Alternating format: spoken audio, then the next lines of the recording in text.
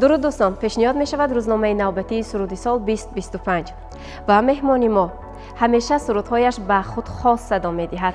گاهی به مثل طبیعتش آرام و گاهی به مثل محبتی در قلبش بوده جوش و خروش دارد. ولی نوابسته از آن که چگونه صدا می دهد حتما سرودهایش را دوست می داریم. بانوی قشنگ، سراینده خاصه، شبنمی. بیتی دیگر دوباره براتان درود می فرستیم و خوش آمدید می گوییم شما را. تشکر زیاد. بیاید از آن سر کنیم که شما بسیار هم یک بانوی آرام طبیعت می نمایید، ولی خوشبختانه ایجادیات در سال گذشته این گونه نبود، بلکه در عین جوش و خروش بود. سرودهای نو ایجاد کردید، همچنین سرودهایی بود که بازخوانی کردید. بله، درباره همین سرودها بگویید. مثلا همون سرودی که دارید که هر یک سطرش به خود یک معنای خاصه دارد با نام عشق. عشق سبیل مانده یک سروده شد که در سال 2025 گویم باز هم یک موفقیت زیاد برای من داد و شکرانه مخلصان و شکرانه وطن تینج آرام که امروز در تمام شبکه ها فعال هستند، زنها و مردها. بله. و در یک مدت کوتاه در شبکه اجتماعی تیک تاک و اینستاگرام تمام جا را پخش کرد این سرود و بر زودی با میلیون شنونده آواز گرفت. شاید از روی باشد که زنهای ما بسیارتر عاشقند. بله، همین چیز یعنی محبت داشتن، همیشه عاشق بودن مگر سراینده را موفق میکند به فکر شما؟ سراینده اگر عاشق باشد، بله، فکر میکنم همیشه عاشق هستم. عاشق زندگی، عاشق فرزند، عاشق کسب خود، عاشق روزگاری که آسوده باشد. عاشق بودن در همه حالت هر خیلی است. بیاید همان سرودی که زمان در جشنواره سرودی سال بسیار هم آوازی خوب گرفته بود، بسیار هم موفق شده بود، با نام مبادا مبادا زمزمه کنید برای من. 2013 12 الکی این سرود تولید شد.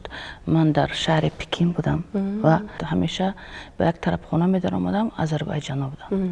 هر روز که من در آنجا بودم همین سرود در اونجا با زبانی آذربایجانی سراییده میشد، از جانب مرد بود. من دعوت کردم از صاحب طرف خونه که همین سروده با من به فلشکه پرتفتید من گوش کنم. اونها با من دادند و من آمدم به تاجیکستان. بسیار سراییدن همین هنرمند برای من در دل من جا گرفته. خیلی ما تکمیل دادیم ارانژировکای نوقتی و سراییدم. کلیپ نداشت. من الکی دخترچه دار باید می شدم و با سرودی سال رفتن نتوانستم و زنگ زدن با من گفتن که سرودی سال تو اشتراک باید کنی، اقلا آمده جایزه تگیر. من نمیتونستم رفته و با کدام سرود گفتم با همین سرودی مبادا. و تا حال که من در کدام محفل نباشم حتما از من پرسان میکنن که التماس همین سرود رو برای ما سرایید. ما نیز همین چیز رو از شما طلب میکنیم امروز. همین سرود رو سرایید. مبادا مبادا شبی که نباشی، شراره های دل بمیرن، پرنده ها گریزن از آشیانه خود، سراغ هم دیگر نگیرن. نفس نفس تمام شوم، اسیر دستشان شوم. برای بودنی من تو باید بمانی، چو سایه ها با پشت دیوار. مبادا مبادا مبادا مبادا. طول 23 سال است که روی صحنه هستید خوشبختانه، ولی در این فرصت تنفس ها بودند و چه خیلی گفتیم ایجادیاتتان در عین جوش و خروش هم بود و جایی گفتید که رشد کردم. این از چی سبب باشد؟ یگان کس راهنمایی کرد و یا خود این انتخاب خودتان بود یا این طلبی دور و طلبی مخلصان بود؟ من فکر میکنم که سراینده اصیل، سراینده که در دل مخلصا سالهای سال جای داشته باشد هیچ وقت باید راه افتاده نشود از زندگی. در زندگی هر یک چیز آماده رفت خود را دارد و تنفس کردن من این سبب خود را داشت، برای فرزندانم بود و من هیچ وقت از کسب خود برکنار نبودم و همیشه در ایجادیات بودم در خانه و با دیگر هنرمندای من آهنگ میکردم و با آنها میدادم که آنها اقلا سرایند. خود نیز سراییده نمیتونستم، دیگرها از من سراییده. کم کم دست به آهنگسازی هم میزنم. و اسباب موسیقی را چی نواختید؟ اسباب موسیقی تنها پیانین کم کم مینوازم. سپاس. و بسیار در کاخ باربد کنسرت ها برگزار کرده اید و هر وقتی که شما درباره برگزاری کنسرت حرف میزنید میگویید که بگذار تنها در کاخ باربد باشد، چون آنجا مخلصان زیاد امکان دارند که بیایند. و سرود سال خوشبختانه امسال در محض در همینجا برگزار میگردد، یعنی در کاخ باربد چی انتظاری ها هست؟ وقتی که گفتن که شما در کاخ باربد اشتراک میکنید، در سرود سال اشتراک میکنید، بسیار من البته خرسند شدم و هر سال که من اشتراک میکنم در سرود سال این موفقیت من، موفقیت تمام مخلصان هموطنان عزیز است که انتخاب میکنن هنرمند خود را. و منم از کمیته تلویزیون و وزارت فرهنگ جمهوری تاجیکستان خیلی مینتدار هستم که مرا انتخاب کردند و باز هم یک خرسندی امروز برای ما هنرمندان شد که در کاخ باربد گفتن. من با تمام هستی بسیار خرسند شدم. کدام سرود را پیشنهاد کرده؟ امسال در سال 2025 بسیار سرودای نو من یک 5-6 سرود نو ایجاد کردم و همه اون به قول زبان خیت میگن. خیت شد و همون روز 24 من فکر میکنم بعد پیشکشی مخلصان میکردم. حتما. و چون روزهای خیلی باشمار مونده است تا برگزاری این کنسرت، شما میتوانید دعوت کنید مخلصان خود را.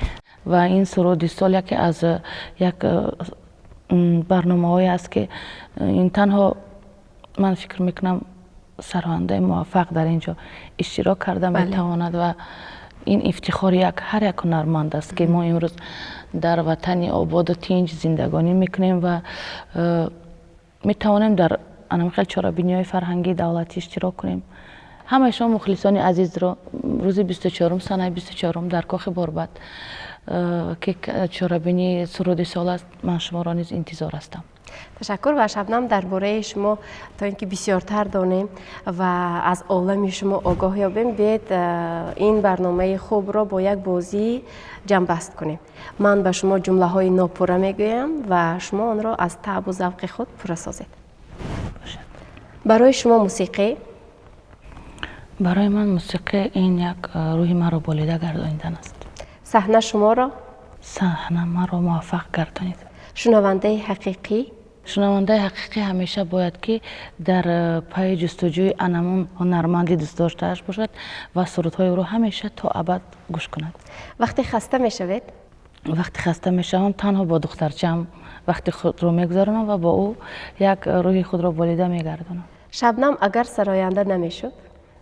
طبیب میشدم. سرودی دوست داشته‌تان؟ از خودم باشد. بگذار که از خودم باشد. سرودای من بسیارش خودم دوست می‌دارم. لیکن از همین سال 2025 سرود ای عشق سبیل مانده بسیارتر به من پسند است. سراینده حقیقی یعنی؟ سراینده حقیقی یعنی باشد که همیشه در جستجوی کار ایجادی نو باشد و با مخلصان باشد. آرزوی شما امروز؟ آرزوی من همچون فرد یک دولتی صاحب استقلال، همچون یک فرزند این ملت، همیشه آرزو میکنم که تنجی و آسوده باشد این وطن. همیشه ما جوانان، فرزندان ما و ملت ما همیشه آباد و تنج باشند مثل همین روزه. تشکر. و ما نیز همین آرزو را داریم که شما همیشه هم خیلی زیبا مانید و هم خیلی ایجادیات زیبا داشته باشید. سلامت باشید. سپاس.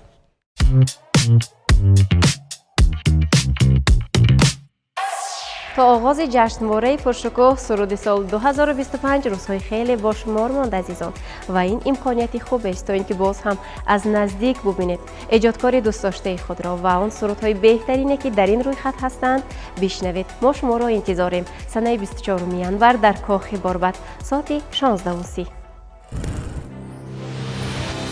وزارت فرهنگ جمهوری تاجیکستان، کمیته تلویزیون و رادیوی نزد حکومت جمهوری تاجیکستان، سرود سال 2025 24 ینور ساعت 16:30. дар кохи борбад.